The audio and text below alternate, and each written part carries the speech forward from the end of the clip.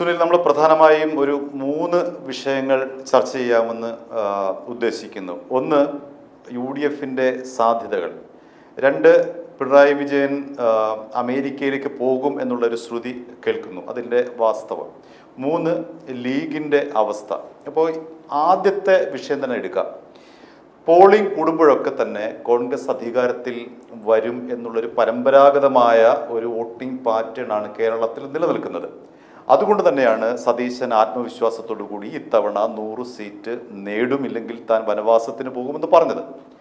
പക്ഷേ ഇതിൻ്റെ ഗ്രൗണ്ട് റിയാലിറ്റിയിലേക്ക് നമ്മൾ ഇറങ്ങിക്കഴിഞ്ഞാൽ, അല്ലെങ്കിൽ കൃത്യമായ കണക്കുകളിലേക്ക് പോയി കഴിഞ്ഞാൽ എത്രത്തോളം വാസ്തവമുണ്ട് എന്നുള്ള കാര്യമാണ് ഞാൻ സുനിലിനോട് ചോദിക്കാൻ ഉദ്ദേശിക്കുന്നത്. അതിൽ LDFന് 98 MLA ആണ് ഉള്ളത്. അതിലെ 56 പേർ നിലവിൽ മത്സരിക്കുന്നു. 16 പേരെ ടേം വ്യവസ്ഥയിൽ ഒഴിവാക്കി. ഈ 56 പേരിൽ മുഖ്യമന്ത്രി അടക്കമുള്ള എല്ലാ മന്ത്രിമാരും മത്സരിക്കുന്നുണ്ട്, ഘടകകക്ഷികൾ വേറെ. 29 സീറ്റുകൾ UDFന് നേടാനായെങ്കിൽ മാത്രമേ അവർക്ക് ഭരണത്തിൽ വരാൻ കഴിയുകയുള്ളൂ. അതായത് 35 സീറ്റിലെങ്കിലും വിജയിക്കണം. LDFന്റെ 42 സീറ്റുകളിൽ അവരെ പരാജയപ്പെടുത്തണം. ഇത്തരത്തിലുള്ള ഗ്രൗണ്ട് റിയാലിറ്റി കണക്കുകളാണ് നമ്മുടെ മുന്നിലുള്ളത്. ഈ പ്രീ പോളിംഗ് സർവേയും അതും ഇതും അവകാശവാദവും ഒക്കെ വിട്ടേക്കുക. അതിനപ്പുറത്തേക്ക് ഇത്തരം കണക്കുകളുള്ളപ്പോൾ UDFന്റെ സതീശൻ്റെ അവകാശവാദം എത്രത്തോളം ശരിയാകും? ഹരി, ഈ സതീശന്റെ ഈ 100 സീറ്റിൽ പരം മിന്നും വിജയം ഉണ്ടാവും, വിസ്മയം കാണുമെന്നൊക്കെ ഇദ്ദേഹം പറയുമ്പോൾ നമ്മളൊരു കാര്യം, ഈ VD സതീശനെ അറിയാവുന്നവർക്കറിയാം ഇത് വെറും വായ്ത്താരിയാണെന്ന്. കാരണം VD സതീശൻ 100 സീറ്റുകൾ ഞങ്ങൾ പിടിക്കും, മിന്നും വിജയം എന്ന് പറയുമ്പോൾ ഇതൊന്നും കാര്യം ചുമ്മാ പൊട്ടത്താപ്പ് പറയുന്നതല്ലാതെ ഇത് ഒരു കൃത്യമായ 140 മണ്ഡലങ്ങളിൽ ഒരു പഠനം നടത്തി അതിന് പറ്റാവുന്ന തരത്തിലുള്ള കാൻഡിഡേറ്റിനെ ഇട്ട് ഗ്രൗണ്ട് വർക്ക് നടത്തി അതിൻ്റെ പല ആസ്പെക്ട്സും സ്റ്റഡി ചെയ്ത് കൃത്യമായ ഒരു ബോധ്യത്തിൻ്റെയും ധാരണയുടെയും അടിസ്ഥാനത്തിലാണ് ഈ സതീശൻ ഇത് പറയുന്നത്. നമുക്ക് മനസ്സിലാക്കാം, ഈ സതീശൻ ഇതുവരെ ഒരു സ്ഥലത്ത് പോലും ഈ 100 സീറ്റുകൾ ഞങ്ങൾ എങ്ങനെ എവിടെ പിടിക്കും എങ്ങനെ ലഭിക്കും അദ്ദേഹം വിശദീകരിച്ചിട്ടുണ്ടോ? അതെ, ഇല്ല, ഒരു സ്ഥലത്ത് പോലും അദ്ദേഹം വിശദീകരിച്ചിട്ടില്ല. അന്നേരം അതുകൊണ്ട് തന്നെയാണ് ഇയാളെ നുണേശന്റെ നുണക്കഥകൾ എന്ന് പറഞ്ഞ് ഇദ്ദേഹം വിടുന്ന ഈ വിഡിത്തങ്ങളും വായ്ത്താരികളും ട്രോളി ആളുകൾ പല പല പേജുകൾ ഉണ്ടാക്കേണ്ട ഒരു ഡെപ്തുമില്ല. ഇതിനകത്തുള്ള ചുമ്മാ ഉണ്ടല്ലോ പൊട്ടത്താപ്പ് എന്ന് പറയുന്നത്, അല്ലെങ്കിൽ പൊട്ടത്താപ്പും പോട്ട് ചുമ്മാ ഒരു ഗട്ട് ഫീലിംഗ് ഇയാൾ പറയുന്നതിന്റെ ഒരു റീസൺ എന്ന് പറയുന്നത് നമുക്ക് മനസ്സിലാക്കണം. സാധാരണ ഒരു കേരള രാഷ്ട്രീയ ചരിത്രം എടുത്തു കഴിഞ്ഞാൽ നമുക്ക് പരിശോധിച്ചാൽ 5 വർഷത്തിന് ശേഷം ഇടത് വരുന്നു, വലത് വരുന്നു, ഇടത്, ഇതാണ് നമ്മുടെ ഒരു പാറ്റേൺ എന്ന് പറയുന്നത്. അതിന് വിപരീതമായി ഇവന്മാർ വെറും കിഴങ്ങന്മാരായാലും കഴിവുകെട്ടവന്മാരായതുകൊണ്ട് വീണ്ടും പിണറായിക്ക് വീണ്ടും ഒരു അവസരം കൂടി ഇവന്മാർ തന്നെ ഉണ്ടാക്കി കൊടുത്തു. അങ്ങനെ 10 വർഷമായി. അന്നേരം അതുകൊണ്ട് തന്നെ ഏത് പൊട്ടനും അറിയാം കേരളത്തിലെ ജനങ്ങളെ സംബന്ധിച്ചിടത്തോളം സാധാരണ പരമാവധി 5 വർഷമേ സഹിക്കത്തുള്ളൂ. ഇത് 10 വർഷമായ ഇത്രയും വെറുക്കപ്പെട്ട ഒരു പിണറായി വിജയൻ എന്ന് പറയുന്ന ഒരു വെറുപ്പീരുകാരൻ്റെ ആ വെറുപ്പിക്കലാണ് മാത്രമാണ് ഇവരുടെ ഇൻവെസ്റ്റ്മെന്റ്. ഒരു പ്രതിപക്ഷം എന്ന നിലയ്ക്ക് ഈ സതീശന്റെ നേതൃത്വത്തിൽ ഒരു പ്രതിഷേധ സമരമോ എന്തെങ്കിലും നേട്ടം ഉണ്ടാക്കിയിട്ടുണ്ടോ? അതായത് ഇവിടെ കേരളത്തിൽ ഒരു പ്രതിപക്ഷമേ ഉണ്ടായിരുന്നില്ല. അതിന് അപ്രകാരം ഒരു പ്രതിപക്ഷമില്ലാത്ത ഒരു അവസ്ഥയിൽ നിന്നും അതെ, അന്നേരം അങ്ങനെയുള്ള ഒരു സാഹചര്യത്തിൽ എന്നിട്ടും പിണറായിക്ക് ഒരു മൂന്നാമതും ഒരു സാധ്യത എന്ന് പറയുമ്പോൾ തന്നെ ഓർത്തോണം ഇവന്മാർ എത്ര കിഴങ്ങന്മാരായതുകൊണ്ടും എത്ര വീക്കായതുകൊണ്ടുമാണ് അതുപോലെ ഒരു സാധ്യത പോലും ചിന്തിക്കുന്നതെന്ന് മനസ്സിലാക്കും. പക്ഷെ നമ്മളൊരു കാര്യം മനസ്സിലാക്കേണ്ടത്, കമ്മ്യൂണിസം പിണറായി സത്തിന് വഴിമാറുകയും ഒരു സ്വേച്ഛാധിപതിയെ പോലെ ഒരു പാർട്ടിയെ ഞാനാണ് പാർട്ടി ഞാനാണ് സ്റ്റേറ്റ് എന്ന് പറയുന്ന പോലെ അയാൾ ഒരു തികഞ്ഞ ഏകാധിപതിയായിട്ട് പോകുമ്പോൾ പോലും നമ്മളൊരു കാര്യം മനസ്സിലാക്കണം, മൂന്നാമത് ഭരണ തുടർച്ച ഉണ്ടാക്കുവാൻ വളരെ മെറ്റിക്കുലസ്ലി പ്ലാൻ ചെയ്ത് ഗ്രൗണ്ടിൽ ഒരു എണ്ണയിട്ട മെഷീനറി പോലെ കഴിഞ്ഞ ഒരു 3 കൊല്ലം ഇലക്ഷൻ ഡിക്ലെയർ ചെയ്തതിനു ശേഷമല്ല, തെരഞ്ഞെടുപ്പ് കമ്മീഷൻ ഞായറാഴ്ച പ്രഖ്യാപനം വന്ന ഏതാനും നിമിഷങ്ങൾക്കുള്ളിൽ അവർ ആദ്യത്തെ സ്ഥാനാർത്ഥി പട്ടിക പുറപ്പെട്ടത് ചുമ്മാതാണെന്ന് എല്ലാവരും പറഞ്ഞു. അങ്ങനല്ല, കുറഞ്ഞതൊരു 3 വർഷം അവർ ഹോംവർക്ക് ചെയ്തിട്ടുണ്ട്. അതായത് അടിസ്ഥാന വർഗത്തെ ചേർത്ത് നിർത്തുവാൻ, അതായത് ഈ വീട്ടമ്മമാർക്ക് സ്വയം തൊഴിൽ പദ്ധതികളെന്നും പരിപാടികളെന്നും പറഞ്ഞ് പലതരത്തിലുള്ള വായ്പകൾ സജ്ജമാക്കുക, ഈ തൊഴിൽ പ്രസ്ഥാനങ്ങളായിട്ട് രജിസ്റ്റർ ചെയ്യുക, അതുപോലെ തന്നെ ഈ പെൻഷൻ മുടങ്ങിയാണെങ്കിലും ഇത് എത്തിക്കാനുള്ള സംവിധാനം ചെയ്യുക, അതുപോലെ തന്നെ ഒരു ഗുണഭോക്താക്കളെ സർക്കാർ ഫണ്ട് പരമാവധി ഈ സാധാരണക്കാരിലേക്കും ഈ അടിസ്ഥാന വർഗത്തിലേക്കും എത്തിക്കുകയും അവരെ ചേർത്ത് നിർത്താനുള്ള ഒരു മെറ്റിക്കുലസ് ആയിട്ടുള്ള ഒരു സിസ്റ്റം കഴിഞ്ഞ 3 വർഷമായിട്ട് ഇവർ ചെയ്തു. അവസാന ഘട്ടം ഇവർക്ക് ഒരു ഇതുപോലെ തന്നെ ഈ സർവേ എന്ന പേരിൽ വീണ്ടും സർക്കാർ ഫണ്ട് കോടികൾ മുടക്കി ഇട്ടു. അതുപോലെ വട്ടിയൂർക്കാവിൽ കാണാം, ഇത് വൈബ് എന്ന് പറഞ്ഞ് ഓരോ MLA-മാർക്കും അവർ ആ ലോക്കൽ മേഖലകൾ കേന്ദ്രീകരിച്ച് ഓരോരോ സംവിധാനങ്ങൾ ഉണ്ടാക്കി കോടികളുടെ ഫണ്ട് ആ ലോക്കലിയുള്ള ചെറുപ്പക്കാരുടെയും ആളുകളുടെയും ക്രയവിക്രയത്തിന് ഉതകുന്ന രീതിയിൽ അവർക്ക് ആ സ്റ്റേക്ക് ഹോൾഡേഴ്സ് ആകുന്ന രീതിയിൽ ഇവർ പണം ഇറക്കിയിട്ടുണ്ട്. അന്നേരം ഇവർ ഇത്രയും പ്രവർത്തനങ്ങൾ നടത്തുമ്പോഴും പ്രതിപക്ഷത്തിരുന്ന് ഈ തള്ളല്ലാതെ വിസ്മയമുണ്ടാകും. 100 എണ്ണം ഞങ്ങൾ മറിക്കും എന്നൊക്കെ പറയുമ്പോൾ അന്നേരം പോലും ഇയാളെ ആര് സ്ഥാനാർത്ഥിയായി വരുമെന്നോ, ഏത് ഗ്രൂപ്പിൻ്റെ, രമേശൻ ഗ്രൂപ്പിൻ്റെ ആണോ KC വേണുഗോപാലിൻ്റെ ആണോ, ഏതവൻ അവിടെ അവസാനം നമ്മൾ അടിപിടി കണ്ടതാണ്. ഏതാണ്ട് ഒരാഴ്ചക്കാലം താക്കീത് വരെ മിണ്ടരെന്ന് വരെ അവസരം ഉണ്ടായിട്ട് പോലും ഇവന്മാർക്ക് ഒരു സ്ഥാനാർത്ഥിയെ പോലും നിർണ്ണയിക്കാൻ പറ്റാതിരിക്കുമ്പോഴാണ് ഓർക്കണം ഈ 100 വിജയം എന്ന് പറയുമ്പോൾ പിണറായി വിജയന്റെ ആ വെറുപ്പിക്കൽ ആ ഇൻവെസ്റ്റ്മെന്റിൽ മാത്രം ലക്ഷ്യം വെച്ച് അന്നേരം സതീശന്റെ ഈ 100 നമ്മളതിന് അപ്രസക്തം, അതിനെ വിട്ടുകളയുക, നമുക്ക് ചർച്ചയ്ക്ക് പോലും അതിന് സതീശൻ കാട്ടിപ്പോകുന്ന അവസ്ഥ എന്ന് പറഞ്ഞാൽ സതീശന് കാട്ടിപ്പോകുന്ന അവസ്ഥ തീർച്ചയായും ഉണ്ടാവും. കാരണം സതീശൻ ഈ മിന്നും വിജയം എന്ന് പറയുമ്പോഴും സതീശൻ ആദ്യമേ പറഞ്ഞു 100 സീറ്റ്, ഈ പറഞ്ഞ ആവേശത്തിന് വിളിച്ച് പറഞ്ഞു 100 സീറ്റ് കിട്ടിയില്ലെങ്കിൽ ഞാൻ വനവാസത്തിന് പോകും, ചുമ്മാ പൊട്ടത്താപ്പ് വിളിച്ച് ആവേശം വിളിച്ചു പറഞ്ഞു. പിന്നീട് അങ്ങോട്ട് ചെല്ലും തോറും അങ്ങോട്ട് കാര്യങ്ങൾ കൈവിട്ടു പോകുന്നു, വഴിമാറുമെന്നായപ്പോഴത്തേക്കും മാധ്യമപ്രവർത്തകരുടെ ആവർത്തിച്ചുള്ള ചോദ്യത്തിന് സതീശന്റെ അത് ഹൈപ്പത്തറ്റിക്കലായിട്ട് ഞാൻ പറഞ്ഞതാണ്, അത് വനവാസത്തിന് പോകുക എന്ന് പറഞ്ഞാൽ അങ്ങനെ അല്ലല്ലോ ഉദ്ദേശിക്കുന്നൊക്കെ പറഞ്ഞിട്ട് അവസാനം മിന്നും വിജയം. അന്നേരം മിന്നും വിജയം എന്നുള്ളതിന്റെ ഇന്റർപ്രിട്ടേഷൻ സതീശന് മാത്രം ഈ പ്രഖ്യാപനം വന്ന ശേഷം മാത്രം ഇദ്ദേഹത്തിന് പറയാനുള്ള ഒരു വാക്കാണ്. വാക്കുമാറി കഴിഞ്ഞു. അന്നേരം അയാൾ അവിടെ ഒരു ആന്റിസിപ്പേറ്ററി ബിൽ ഓൾറെഡി എടുത്തു വെച്ചിട്ടുണ്ട്. പക്ഷേ നമ്മൾക്ക് പറയേണ്ടത്, കേരളത്തിലെ ജനങ്ങൾക്ക് പറയേണ്ടത്, ഈ 100 സീറ്റ് കിട്ടിയില്ല എങ്കിൽ ഇതിനെ ഒരു വിജയമായിട്ട് പോലും നമുക്ക് കണക്കാക്കാൻ പറ്റത്തില്ല. കാരണം 10 കൊല്ലം വെറുപ്പിച്ച് മുടിപ്പിച്ച, ശബരിമല കൊള്ള നടത്തിയ, തീവട്ടി കൊള്ള നടത്തിയ, ഇതുപോലെ ആളുകൾ ഒന്നടങ്കം തൂത്തെറിയുന്ന ഈ പിണറായി വിജയനെതിരെ ഒരു 100 സീറ്റെങ്കിലും പിടിക്കാനായില്ലെങ്കിൽ ഇതിനെ ഒരു വിജയമെന്ന് പോലും പറയാൻ പറ്റത്തില്ല. ഡിഫൻസ് ഉണ്ടായിരുന്നില്ല, അതൊന്നുമില്ല. അതേസമയം ഒരു 100-ന് മേളിലേക്ക് കിട്ടിക്കഴിഞ്ഞാൽ തീർച്ചയായിട്ടും ഈ ആന്റി ഇൻകംബൻസി ഫാക്ടറിനോടൊപ്പം കേരളത്തിലെ ജനങ്ങൾ വേറെ ഓപ്ഷനൊന്നും ഇല്ലാത്തത് കൊണ്ട് ഇവരെ സഹായിച്ചു. വേണമെങ്കിൽ നമുക്കിതിനെ അതിന്റെ ഒരു ലേബലിൽ ഇവന്റെ ഭാഗ്യം എങ്കിലും ആ ഭാഗ്യം എന്ന എലമെന്റേ ഉള്ളൂ. അല്ലാതെ ഈ പ്രതിപക്ഷ നേതാവിന്റെയോ വർണ്ണം നഷ്ടപ്പെട്ട കോൺഗ്രസിന്റെ മെറ്റിക്കുലസ് ആയിട്ടുള്ള പ്രവർത്തനങ്ങളൊന്നുമല്ല. സമയം കൊണ്ട് അല്ലെങ്കിൽ ഇവന്റെ ഭാഗ്യം കൊണ്ട് കിട്ടുന്ന ഒരു നേട്ടം എന്നുള്ള പറഞ്ഞു വരുന്നത്, പ്രതിപക്ഷ നേതാവ് എന്ന നിലയിലുള്ള അദ്ദേഹത്തിന്റെ പെർഫോമൻസോ, അദ്ദേഹത്തിന്റെ ഈ തെരഞ്ഞെടുപ്പിൽ അദ്ദേഹം ഏറ്റെടുത്തിട്ടുള്ള നേതൃപദവിയോ, അദ്ദേഹം ഇതുവരെ ചെയ്തിട്ടുള്ള കേരള യാത്ര അടക്കമുള്ള പ്രവർത്തകരെ സജ്ജമാക്കാനുള്ള നടപടിയോ ഒന്നുമായിരിക്കില്ല, മറിച്ച് വെറും ഭാഗ്യം മാത്രമാണ്. ഭാഗ്യം മാത്രം. കാരണം അന്നേരവും ഇതിനകത്ത് ഇവർ നന്ദി പറയേണ്ടുന്ന ഏക വ്യക്തി എന്ന് പറയുന്നത് പിണറായി വിജയനാണ്. പിണറായി വിജയന്റെ ആ ഹോർഡിങ് പരമാവധി ഈ നാട്ടിലെ അന്നേരവും അദ്ദേഹത്തിന്റെ ആത്മവിശ്വാസം കൂടി.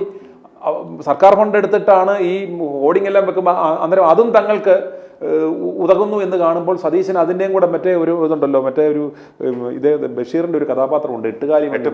അന്നേരം അതും നമുക്ക് നമ്മുടെ അക്കൗണ്ടിലോട്ട് വരട്ടെ എന്നുള്ളൊരു ലൈനിലേക്ക് പുള്ളി നിന്നു. അന്നേരം അതുകൊണ്ട് കേരളത്തിൽ UDF-നെ സംബന്ധിച്ചുള്ള ഒരു 100-110 സീറ്റ് ലഭിച്ചില്ല എന്നുണ്ടെങ്കിൽ അത് അവരുടെ അത്രത്തോളം കഴിവുകേടാന്ന് നമുക്ക് വിലയിരുത്തേണ്ടി വരും. സതീശൻ അന്നേരം കാട്ടിൽ പോകുമെന്ന കാര്യത്തിൽ യാതൊരു സംശയവും വേണ്ട. കാരണം നിലവിലത്തെ സാഹചര്യത്തിൽ ഒരു 75-80-നകത്ത് ആണ് കോൺഗ്രസിന് ഒരു സീറ്റ് UDF-ന് വരുന്നതെങ്കിൽ അത് സതീശന്റെ നേട്ടമോ മിന്നും വിജയമോ നേതൃത്വ ഗുണമോ ഒന്നും നമുക്ക് അനുമാനിക്കാൻ പറ്റത്തില്ല. 100-ന് അതായത് 99 ആയാൽ പോലും 100 സീറ്റെങ്കിലും കുറഞ്ഞത് കിട്ടിയില്ലെങ്കിൽ സതീശൻ വനവാസത്തിന് പോയേ പറ്റത്തുള്ളൂ. അദ്ദേഹത്തിന് പിന്നെ ഒരു ക്ലെയിം ഇല്ല. ഇദ്ദേഹം ഒരു കാര്യം ശ്രദ്ധിച്ചോ, ഈ ഏത് ടെമ്പോയിലാണോ ഈ PR ആക്ടിവിറ്റീസ് തുടർന്നു വന്നത്, തെരഞ്ഞെടുപ്പ് കഴിഞ്ഞ തൊട്ടടുത്ത ദിവസവും അതേ വികറോടെ ഇദ്ദേഹത്തെ സപ്പോർട്ട് ചെയ്യുന്ന സിൻഡിക്കേറ്റ് മാധ്യമങ്ങളിലൂടെ അദ്ദേഹം ലാസ്റ്റ് ഒരു നറേറ്റീവ് കൂടെ ക്രിയേറ്റ് ചെയ്തു. എന്നെ ഏൽപ്പിച്ച ദൗത്യം ഞാൻ നിർവഹിച്ചു ഭംഗിയായി, അത് ഞാൻ തകർത്ത് വാരിയിട്ടുണ്ട്. നിലവിലത്തെ സാഹചര്യത്തിൽ ഇപ്രകാരം ഒരു ലീഡർഷിപ്പ് കൊടുത്ത എനിക്ക് ആഗ്രഹമൊന്നുമില്ല. എനിക്ക് ഇതുപോലെ ബിറ്റ്വീൻ ലിപ്പ് ആൻഡ് കപ്പ് എല്ലാ പദവികളും നഷ്ടപ്പെട്ടിട്ടുള്ളതാണ്. ഞാൻ അങ്ങനെ അധികാര കൊതിനൊന്നും അല്ല എന്ന് പറഞ്ഞ് വെച്ച് തൊട്ട് താഴെ PR ഏജൻസി അവർ തട്ടഹസിച്ച് ഒന്ന് കമൻ്റ് ഇടുകയാണ്, ഇയാളല്ലാതെ VDS അല്ലാതെ ആര്, ഇദ്ദേഹമല്ലാതെ ആര് കേരളത്തെ നയിക്കും എന്നുള്ള രീതിയിൽ പുള്ളി ഒന്ന്, എനിക്ക് താല്പര്യമില്ല നിർബന്ധിച്ചാൽ ഞാനാകും എന്നൊരു സാധനം വിട്ടുവിടുമ്പോഴത്തേക്കും എന്നെ നിർബന്ധിക്കണം. നിർബന്ധിക്കുന്നത് ആരാ? PR ഏജൻസികളിൽ നിന്നും ഇത് ചെയ്യുന്നു. അങ്ങനെ ഏഷ്യാനെറ്റിൽ ആദ്യത്തെ എക്സ്ക്ലൂസീവ് കൊടുത്തതിന് ശേഷം ഇദ്ദേഹം അരമണിക്കൂറിനുള്ളിൽ എത്ര പ്ലാനിങ് നോക്കണം. ബാക്കിയുള്ള മാധ്യമങ്ങളെ വിളിച്ചിട്ട് ജനറലായിട്ട് എല്ലാവർക്കും ഇതേ സാധനം തന്നെ അവർക്കും കൊടുത്തു. അങ്ങനെ എല്ലാവരിലും ഈ ഒരു സാധനം വിട്ടിട്ട് എനിക്ക് ബുക്ക് റീഡ് ചെയ്യാനൊന്നും സമയം കിട്ടിയില്ല. അതുപോലെ ഞാൻ സ്ട്രെസ് അടിക്കുമ്പോൾ ഞാൻ ട്രക്കിങ്ങിനാണ് പോകുന്നത് എന്നൊക്കെ പറഞ്ഞിട്ട് ഈ ഇന്റർനാഷണൽ ഡയലോഗ് ഒക്കെ അടിച്ചിട്ട് ഇയാൾ പതുക്കെ ഇനിയും എന്ന് പറഞ്ഞാൽ നമുക്ക് ഇനി തെരഞ്ഞെടുപ്പിന്റെ ഒരു 2-3 ദിവസം മാത്രമേ ആൾ പൊങ്ങാൻ സാധ്യതയുള്ളൂ. ഏതാണ്ട് അതിനുള്ള പണി എല്ലാം ഒപ്പിച്ചു വെച്ചു. ബാക്കി PR ഏജൻസികളെയും കൂടെ ഏൽപ്പിച്ചിട്ട് അത് പുള്ളി സ്ഥലം വിട്ടു. അതുപോലെ തന്നെ എനിക്ക് തോന്നുന്നൊരു സംശയം സുനിലെ, പിണറായി വിജയൻ ക്യാമ്പും അസ്വസ്ഥമല്ലേ? ഇപ്പോൾ നമുക്ക് ലഭിക്കുന്ന ഒരു സൂചന അനുസരിച്ച് അതിന് എത്രത്തോളം ക്ലാരിറ്റി ഉണ്ടെന്നറിയില്ല. പിണറായി വിജയൻ 19-ാം തീയതി അമേരിക്കയിലേക്ക് പോവുകയാണ്. അപ്പോൾ അദ്ദേഹം ആദ്യം അമേരിക്കയിലേക്ക് പോയത് 2018-ലാണ്. അത് ആരോഗ്യ സംബന്ധമായ ഒരു വിഷയവുമായി ബന്ധപ്പെട്ടാണ്. പൊതുഖജനാവിൽ നിന്ന് പൈസ എടുത്തിട്ടാണ് പോയത്. പക്ഷെ അത് പിന്നീടാണ് അദ്ദേഹത്തിൻ്റെ ആ ഒരു ലക്ഷ്യം, അത് പ്രോസ്റ്റേറ്റ് ക്യാൻസർ ഉണ്ടായിരുന്നു, അതിൻ്റെ ചികിത്സയ്ക്ക് വേണ്ടി പോയതാണ് എന്നുള്ള കാര്യം പിന്നീടാണ് അറിയുന്നത്. അത് അദ്ദേഹത്തിൻ്റെ കുടുംബത്തിൻ്റെയും ആ ചികിത്സയുടെ ഒക്കെ തന്നെ പണം പൊതുഖജനാവിലായിരുന്നു. പിന്നീട് അദ്ദേഹം രണ്ടാമത് അമേരിക്കയിൽ പോകുന്നത് 2023-ൽ അവിടെ ടൈംസ് സ്ക്വയറിൽ, നമുക്കറിയാവുന്ന ആ കസേരയൊക്കെ ഭയങ്കര ട്രോളായതാണ്. അവിടെ പോയി മലയാളികളെ അഭിസംബോധന ചെയ്തു. പക്ഷെ അതിൻ്റെ പൊതു ഖജനാവിൽ നിന്നായിരുന്നില്ല എന്നാണ് പറയപ്പെടുന്നത്. മറിച്ച് ഫൊക്കാന പ്രസിഡന്റായിട്ടുള്ള ബാബു സ്റ്റീഫനാണ് ആ ഒരു പ്രോഗ്രാം അറേഞ്ച് ചെയ്തത്. അതിന്റെ കണക്കുകൾ പോലും ഇതുവരെ എത്ര പിടിച്ചു, എത്ര കോടി പിരിച്ചു, അതിന്റെ ഔട്ട്കം എന്താണെന്നും പറഞ്ഞു. പിന്നീട് അദ്ദേഹം പോകുന്നത് 2025 ജൂൺ മാസത്തിലാണ്. അതും ചികിത്സാർത്ഥമാണ് പോകുന്നതാണ് പറയുന്നത്. ഇപ്പോൾ നമുക്ക് ലഭിക്കുന്ന വിവരം അനുസരിച്ചാണെങ്കിൽ അദ്ദേഹം ഈ വരുന്ന 19-ാം തീയതി അമേരിക്കയിലേക്ക് പോകാൻ കേന്ദ്ര സർക്കാരിൻ്റെ അനുമതി തേടിയിട്ടുണ്ടെന്നാണ് വിവരം. അത് എത്രത്തോളം സ്ഥിരീകരിച്ചു നമുക്കറിയില്ല. പക്ഷേ അത്തരം ഒരു വാർത്ത ശരിയാണെങ്കിൽ എന്തിനാണ് ഇദ്ദേഹം ഇടയ്ക്കിടയ്ക്ക് ഈ അമേരിക്കയിൽ പോകുന്നത്? ചികിത്സയാണ് എങ്കിൽ എന്തുകൊണ്ടാണ് അദ്ദേഹം തന്നെ പറയുന്ന ലോകോത്തര നിലവാരത്തിലുള്ള കേരളത്തിലെ സർക്കാർ ആശുപത്രികളെയോ സ്വകാര്യ ആശുപത്രികളെയോ പിണറായി വിജയൻ ആശ്രയിക്കാത്തത്? ഇനി പിണറായി വിജയൻ മാത്രമല്ല, നമുക്ക് കുറച്ച് പിന്നോട്ട് പോകാം. EMS നമ്പൂതിരിപ്പാട് ജർമ്മനി പോയി ചികിത്സ നേടിയ ആളാണ്. അതേപോലെ തന്നെ C അച്യുതമേനോൻ, അന്നത്തെ USSR സോവിയറ്റ് റഷ്യ യൂണിയനിൽ പോയി ചികിത്സ നേടിയ ആളാണ്. K കരുണാകരൻ 1990-ൽ മറ്റേ വാഹനാപകടവുമായി ബന്ധപ്പെട്ട് നട്ടലിൽ പരിക്കേറ്റപ്പോൾ അമേരിക്കയിൽ പോയ ആളാണ്. ഉമ്മൻചാണ്ടി നടുവൊടിഞ്ഞപ്പോൾ പോയത് ദാവോസിലാണ്, സ്വിറ്റ്സർലൻഡിലെ. ഇത്തരം C അച്യുതമേനോൻ അടക്കമുള്ള നമ്മൾ ഈ പറയുന്ന മാധ്യമങ്ങൾ വിളിപ്പിക്കുന്ന വലിയ ആദർശ ധീരന്മാർ, അവർക്ക് സ്വന്തമായ ഒരു കാര്യം വരുമ്പോൾ ഇത്തരത്തിൽ പാശ്ചാത്യ രാജ്യങ്ങളിൽ പോയി മികച്ച ചികിത്സ തേടുകയും ഇവിടെ വന്ന് പത്രസമ്മേളനം നടത്തി ഞങ്ങളെല്ലാം ഇതാ ഉണ്ടാക്കി വെച്ചിരിക്കുന്നു, കേരളത്തിലെ ആരോഗ്യരംഗം ലോകത്തിന് തുല്യമാണ്, ലോകോത്തര നിലവാരത്തിലുള്ളതാണെന്ന് പറയുകയും നിനക്കൊക്കെ വേണമെങ്കിൽ നീ ഇവിടെ ചികിത്സിച്ചു, ഞങ്ങൾക്ക് എന്തെങ്കിലും അസുഖം വരുമ്പോൾ ഞങ്ങളുടെ കാര്യം നോക്കിക്കോളാം എന്ന് പറഞ്ഞുകൊണ്ട് ഫ്ലൈറ്റ് പിടിച്ച് ചാർട്ട് ചെയ്ത് അവിടെ പോവുകയും ചെയ്യുന്ന ഒരു ഇരട്ടത്താപ്പ്, അത് കമ്മ്യൂണിസ്റ്റുകാരനായാലും കോൺഗ്രസ്സുകാരനായാലും ഉണ്ട്. പക്ഷേ ഇപ്പോൾ വരുന്ന വാർത്ത ശരിയാണെങ്കിൽ പിണറായി വിജയൻ അവസാനത്തെ ഈ പറയുന്ന ഇലക്ഷനുമായി ബന്ധപ്പെട്ട വാർത്താ സമ്മേളനമൊക്കെ തന്നെ ആരോഗ്യരംഗമാണ് മുന്നേ എടുത്ത് കാണിക്കുന്നത്. ഞങ്ങളിവിടെ ലോകോത്തരമായിട്ട് മറ്റതുണ്ടാക്കി മറിച്ചതുണ്ടാക്കി എന്നൊക്കെ പറയുന്നെങ്കിലും അദ്ദേഹത്തിന് ഇവിടെ ചികിത്സ ആത്മവിശ്വാസമില്ല. അദ്ദേഹം ഇപ്പോഴും പോകുന്നത് നമ്മുടെ ഈ ഒരു വാർത്ത ശരിയാണെങ്കിൽ 19-ാം തീയതിയാണ് അദ്ദേഹം ഡേറ്റ് ചോദിച്ചിരിക്കുന്നത് കേന്ദ്രത്തോട്. എന്തിനാണ് ഇദ്ദേഹം ഈ അടിക്കടി 2018, 2023, 2025, 2026 ഈ ചികിത്സയ്ക്കപ്പുറം വേറെ എന്തെങ്കിലും ഡീല് അമേരിക്കയിലുണ്ടോ? ഇപ്പം ഹാരി സൂചിപ്പിച്ചതുപോലെ ഈ ജീവിക്കുവാൻ ക്യാപിറ്റലിസവും ഈ മണ്ടന്മാരെ അണികളോട് പറയുവാൻ ഏറ്റവും ബെസ്റ്റ് കമ്മ്യൂണിസവുമാണെന്ന് മനസ്സിലാക്കിയ ഒരു നേതാവാണ് നമ്മളുടെ പിണറായി വിജയൻ. അന്നേരം മറ്റുള്ള ഇദ്ദേഹത്തിൻ്റെ പൂർവികരുടെ കാര്യവും താങ്കൾ അത് കൃത്യമായി സൂചിപ്പിച്ചു. അന്നേരം ഈ പറയുന്ന പോലെ ഈ ക്യാപിറ്റലിസ്റ്റിക് സാമ്രാജ്യത്വ ബൂർഷകൾ, അതായത് കമ്മ്യൂണിസത്തെ ഏത് നിമിഷവും തകർക്കുവാൻ നിൽക്കുന്ന അവന്റെ വായിലേക്കാണ് ചികിത്സയ്ക്കായി പോകുന്നതെന്ന് ഓർക്കണം. CAA ഒക്കെയുള്ള അതെങ്ങനെയുള്ള, അന്നേരം അതൊക്കെ നമുക്ക് ട്രോളുകളും തമാശകളും ഒക്കെ ആകാനുള്ള കണ്ടന്റുകളാണത്. യാഥാർത്ഥ്യത്തിലേക്ക് വന്നാൽ നമുക്ക് മനസ്സിലാക്കാൻ പറ്റുന്ന കാര്യം എന്ന് പറഞ്ഞാൽ ഈ ഒരു യാത്രയ്ക്ക് ഇദ്ദേഹം നടത്തിയ യാത്രകൾക്ക് ഒരു മൾട്ടി പർപ്പസ് മൾട്ടി ഡയമെൻഷണൽ യാത്രകളാവാം. ചികിത്സയാണ് ഏറ്റവും നല്ല മറവ്. രഹസ്യയാത്ര എന്താണ് കാരണമെന്ന് പറഞ്ഞില്ല. അന്നേരം അതങ്ങനെ പറയാൻ പറ്റും. അല്ല നമ്മൾ മനസ്സിലാക്കണം, എങ്ങനെ കാരണം പറയാൻ പറ്റുമോ? അന്നേരം മണ്ടന്മാരായ ജനങ്ങൾ മനസ്സിലാക്കേണ്ടത്, പ്രത്യേകിച്ച് ഖജനാവിൽ നിന്നും പണമെടുത്ത് കുടുംബസമേതമോ അല്ലെങ്കിൽ മറ്റ് പാർശ്വവർത്തുകളോടൊപ്പം പോകുമ്പോഴത്തേക്കും ചോദ്യം വരാതിരിക്കണമെന്നുണ്ടെങ്കിൽ ഏറ്റവും നല്ലൊരു ഷീൽഡ് എന്ന് പറയുന്നത് ആരോഗ്യ പ്രശ്നങ്ങളുണ്ട്. ആ ആരോഗ്യ പ്രശ്നങ്ങളുടെ ചികിത്സാർത്ഥം പോകുന്നു എന്ന് പറയുമ്പോൾ തന്നെ ഒരു കവറായി. അന്നേരം മറുചോദ്യം വരുന്നില്ല, കൃത്യമായ ഒരു ഷീൽഡ് അവിടെ കിട്ടിക്കഴിഞ്ഞു. അന്നേരം അതിന് പ്രത്യേകിച്ച് ഒരു പ്രോസ്റ്റേറ്റ് ക്യാൻസറും അത് പോകുന്നത് മയോ ക്ലിനിക്ക് പോലെയുള്ള ലോകോത്തര നിലവാരമുള്ള സ്ഥലം എന്ന് പറയുമ്പോഴത്തേക്കും അവിടെ ഫുൾ സ്റ്റോപ്പായി, മറ്റു മറുചോദ്യങ്ങൾക്ക് പ്രസക്തിയില്ല. ഇത്തവണത്തെ ഇദ്ദേഹത്തിൻ്റെ യാത്രയുടെ നമ്മൾ അനുമാനിക്കുന്നത് എന്താണെന്ന് ചോദിച്ചു കഴിഞ്ഞാൽ, വ്യക്തമായ ലക്ഷ്യത്തോടു കൂടിയാണ് പിണറായി വിജയൻ മകളും അല്ലെ തൻ്റെ കുടുംബവും ഒത്തു പോകുന്നത്. കാരണം ഇത്തവണ നിയമസഭാ തെരഞ്ഞെടുപ്പ് വരുമ്പോൾ ഈ ലോകത്താകെ അവശേഷിക്കുന്ന ഈ തുരുത്ത്, ഈ അവസാനം എന്ന് പറഞ്ഞാൽ ഈ അന്തംകമ്പി പ്രസ്ഥാനം അവസാനം ഇതിനെ പിണറായിസത്തിലേക്കാക്കി. ആ പിണറായിസത്തിൻ്റെ നാശമായിരിക്കും ഇത്തവണത്തെ ഈ നിയമസഭാ റിസൾട്ട് എന്ന് അദ്ദേഹം മനസ്സിലാക്കുന്നു. ഇവിടുത്തെ ഇന്റലിജൻസ് സംവിധാനങ്ങളും എല്ലാം അദ്ദേഹത്തിൻ്റെ കയ്യിലുള്ളതാണല്ലോ. പണി ആശാനെ എന്ന് പറഞ്ഞപ്പോൾ തന്നെ അദ്ദേഹം ആദ്യമേ ശ്രമിച്ചത് അങ്ങോട്ടാ സ്വിറ്റ്സർലൻഡിലേക്ക് പോകാനല്ല, ചൈനയിലേക്കല്ല അയാൾ പോകാൻ ശ്രമിക്കുന്നത്, അമേരിക്കയിലേക്ക് തന്നെ, അല്ലെ അവിടേക്ക് മറ്റ് ലണ്ടനിലേക്കും മറ്റ് പ്ലേസുകളിലേക്കും ഇദ്ദേഹം പോകുന്നതിൻ്റെ ഉദ്ദേശം എന്ന് പറഞ്ഞാൽ ഈ കൊള്ളമുതലുമായി ഈ തീവട്ടി വിജയൻ്റെ മകളും മകനെ ഓൾറെഡി സേഫാക്കി മറ്റൊരു രാജ്യത്ത് വെച്ചിട്ടുണ്ട്. അവർ ബാക്കി പെട്ടിയെടുപ്പുകാരും കുടുംബസമേതവും എല്ലാം തലയ്ക്ക് മീതെ വെള്ളം വരുന്നതിന് മുമ്പ് ഇത്രയും ദിവസം, ഏതായാലും ഇത്തവണ 25 ദിവസം കിട്ടി. ഈ ഗ്യാപ്പിനുള്ളിൽ പോയി കൂടും കൊടുക്കുകയും എല്ലാം എടുത്തുകൊണ്ട് ഈ രാജ്യം കുടുംബത്തെ അടക്കം അപ്പുറത്തോട് കടത്തുക. ഇവിടെ ഏതെങ്കിലും കാരണവശാൽ UDF അധികാരത്തിലേക്ക് വന്നു കഴിഞ്ഞാൽ കേന്ദ്രത്തിൻ്റെ നിറം മാറും. UDF മുക്ത, കോൺഗ്രസ് മുക്ത ഭാരതത്തിന് വേണ്ടി പ്രയത്നിക്കുന്ന മോദി സർക്കാരിനെ സംബന്ധിച്ചിടത്തോളം, കേരളത്തെ സംബന്ധിച്ചിടത്തോളം ഒരു 5 കൊല്ലം കൂടെ പിണറായി വിജയൻ ആയുസ് നീട്ടിക്കൊടുത്തത് ഈ തേരോട്ടം നടത്താൻ, തേർവാഴ്ച നടത്തുവാൻ, തെമ്മാടിത്തരം നടത്തുവാൻ അവന്മാർ അഴിച്ച് കയറൂരി വിട്ടതിൻ്റെ ഉദ്ദേശം എന്ന് പറഞ്ഞാൽ ഇയാൾ കുത്തിമറിച്ച് ഈ പണികളെല്ലാം ചെയ്തു വെക്കുമെന്നറിയാം. കോൺഗ്രസ് നിർജീവമാണോ? അതെ. അന്നേരം ആ സമയത്ത് കോൺഗ്രസ് നിർജീവമാകുകയല്ല, തമ്പിങ് ഭൂരിപക്ഷത്തോടുകൂടി ഇവിടെ ഭരണം പിടിക്കുന്ന ഒരു അവസരം കൂടെ ഉണ്ടായി കഴിഞ്ഞാൽ പിന്നെ ഇവിടെ ഇവൻ്റെ ആവശ്യമില്ല. പരിച്ഛേദം ആദ്യമേ തീർക്കുക എന്ന് പറഞ്ഞാൽ, ഇമ്മീഡിയറ്റ്ലി ചെയ്യുന്ന പറഞ്ഞാൽ ആദ്യമേ ചെയ്യേണ്ടത് ഈ സാധനം തീർക്കാൻ വേണ്ടി വേറെ ഒന്നും ചെയ്യേണ്ട.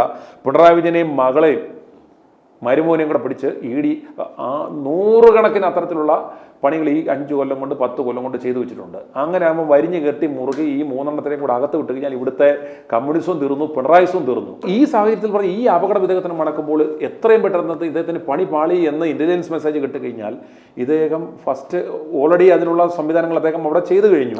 ഇനി അതിൻ്റെ അവസാന ഒരുക്കങ്ങൾ നടത്തി ഇദ്ദേഹത്തിന് അടിയന്തരമായ ശസ്ത്രക്രിയ വേണമെന്നോ അല്ലെങ്കിൽ മറ്റെന്തെങ്കിലും ഇഷ്യൂ എന്ന് പറഞ്ഞ് ഈ റിസൾട്ട് വരുന്ന സമയം പോലും ഇദ്ദേഹത്തിന് ഈ റിസൾട്ട് വരുന്ന സമയത്ത് പോലും പിണറായി വിജയൻ ഇവിടെ ഇല്ലാത്ത അവസ്ഥയും. ഉത്തരവാദിത്തം ഒന്നും എടുക്കേണ്ട ആവശ്യമില്ല, ഒന്നുമില്ല.